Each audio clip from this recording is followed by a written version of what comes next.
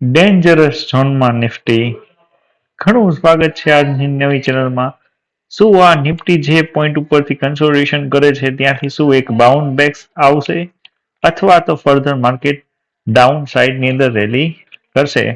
તો આ જે કન્સોલિડેશન છે એ કન્સોલિડેશનનું આપણે શું નિર્ણય લઈ શકીએ છીએ અને ભવિષ્યની અંદર નિફ્ટીનો ટ્રેન્ડ છે એ ફર્ધર ડાઉન સાઇડ કન્ટિન્યુએશન રહેશે અથવા અહીંથી આપણને કોઈ એવું બાઉન્સ બેક જોવા મળશે? તો હું છું આપનો મિત્ર. ઘણું સ્વાગત કરું છું આજની આ નિફ્ટી એનાલિસિસ વિડીયોમાં. તો ફર્ધર આપણે જો એક વાત કરવામાં આવે તો જે નિફ્ટી છે એ આપણને એક ડાઉન ટ્રેડ મુવમેન્ટની અંદર ડે ટાઈમ ફ્રેમમાં જોવા મળી રહી છે. જે એનો ટાઈમ ફ્રેમ છે for the down trade continuation, અહીંથી કન્ટિન્યુએશન થી bound back and then the વળી પાછું એક ડિમાન્ડ ઝોનની અંદર એન્ટર થઈ ગઈ છે. તો આ ડિમાન્ડ ઝોનથી શું ફર્ધર અપસાઇડ વળી પાછું કન્ટિન્યુએશન કરશે નવા બ્રેક સાથે? તો એની ચર્ચા કરી. તો સૌથી પહેલા ચર્ચા કરવામાં આવે છે કે જે નિફ્ટી છે એ મોટા ટાઈમ ફ્રેમની અંદર શું સંકેત આપી રહી છે? મોટા ટાઈમ ફ્રેમની અંદર તો મોટા ટાઈમ ફ્રેમની જો વાત કરવામાં આવે તો નિફ્ટી મંથલી ટાઈમ ફ્રેમની અંદર આપણને સારો એવો ઇન્વિટેડ હેમર દેખાય છે. ડાઉન ટ્રેડનો સંકેત કન્ફર્મ. સેકન્ડ વાત જો કરવામાં આવે તો આ જે ડાઉન ટ્રેન્ડ છે ત્યાં કોઈ સપ્લાય એરિયા છે જેથી કરીને માર્કેટ ફર્ધર અપસાઇડ થઈ શકે છે? તો મંથલી ની અંદર આપણને કોઈ પોસિબિલિટીઝ બતાવતી નથી. જો માર્કેટને ઉપર જવું હોય તો આ જે હેમર છે ત્યાંથી જ એનો હાઈ બ્રેક કરીને ફર્ધર માર્કેટ કન્ટિન્યુએશન કરી શકે. પણ એવું કંઈ થયું નહીં. તો માર્કેટ છે એ સાઇડવેઝ છે અથવા અપસાઇડ સાઇડવેઝ છે મંથલી ટાઈમ ફ્રેમમાં. આપણે ડે ટાઈમ ફ્રેમમાંથી વીકલી એનાલિસિસમાં આવી તો વીકલીની અંદર એક મોટી એવી રેડ કેન્ડલ બનાવેલી છે અને સાથે એક એની જ બાજુમાં આપણને નાની એવી જે નવી વીકની કેન્ડલ છે એ આપણને જોવા મળે છે.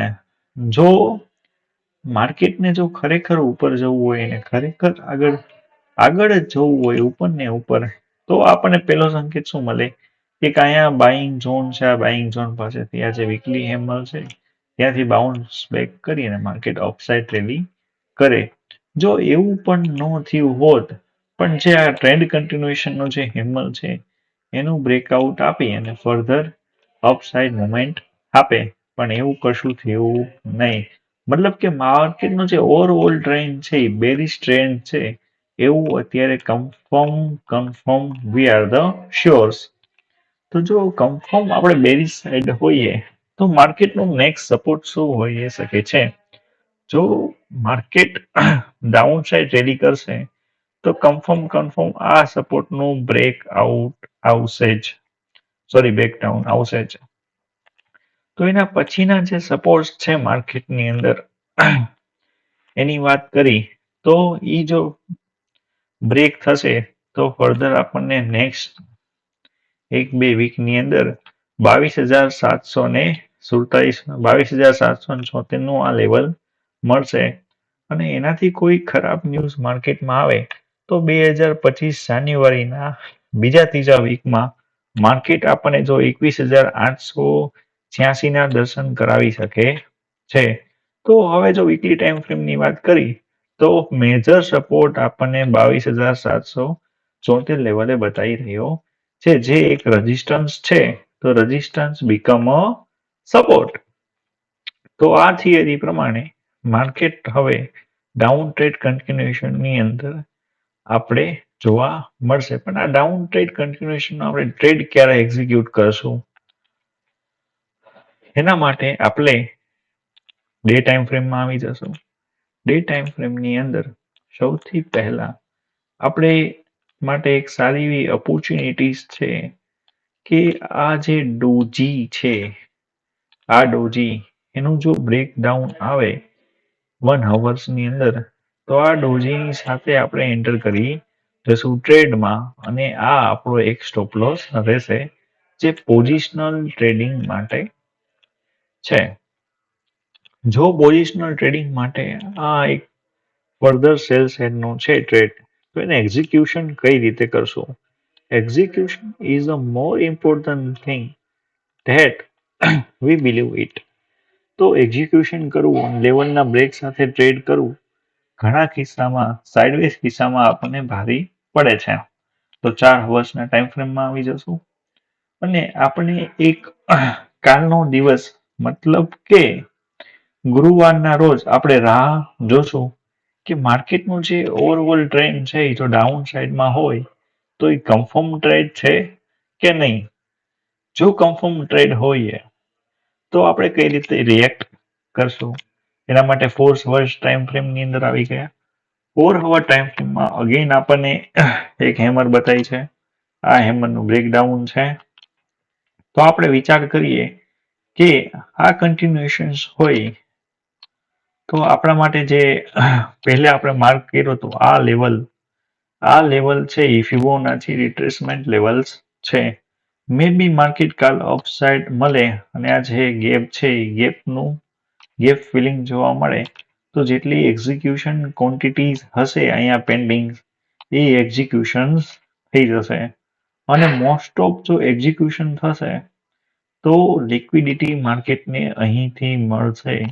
મે બી માર્કેટ અહીંથી લિક્વિડિટી કલેક્ટ કરે જો અપસાઇડ ખોલે તો આપણે વિચાર કરીએ જો ઓપરેટરની દ્રષ્ટિએ માર્કેટ મૂવ થાય એવું આપણે વિચાર કરી તો માર્કેટ અહીંયા ક્યાંક ખુલે, આ જે ગેપ ફિલિંગ ઝોન છે અથવા ગેપ ફિલિંગ ઝોનમાં ન ખુલે અને આ જે ક્લોઝિંગ છે એ ક્લોઝિંગની ઉપર અહીંયા ક્યાંક ઉપર ખુલે, એના માટે માર્કેટ શું કરશે? મે બી માર્કેટ અહીંયા ક્યાંક ખુલે, અહીંથી સપોર્ટ લે, ધેટ ઇઝ અ સપોર્ટ. અહીંથી આ સપોર્ટની ક્વોન્ટિટીઝ ઉપર આ માર્કેટને ગેપ ફિલ કરે, બધી ક્વોન્ટિટીઝ એન્ટર થઈ જાય. એ એન્ટર થઈ જાય પછી માર્કેટ આપણને એક સાઇડવેઝ પેટર્નમાં જોવા મળે અને ધેન એનો ઉપરની સાઈડ બ્રેકઆઉટ આવે તો મોસ્ટ ઓફ જે ક્વોન્ટિટીઝ છે એના સ્ટોપલોસ ક્યાં હશે? એક તો ફર્ધર ડાઉન સાઈડની અંદર સ્ટોપલોસ અવેલેબલ હશે, જેને અહીંયા બાઇંગ કર્યું એના સ્ટોપલોસ અવેલેબલ હશે. સાથે સાથે આ લેવલ્સના પણ આપણને સ્ટોપલોસ અવેલેબલ મળશે.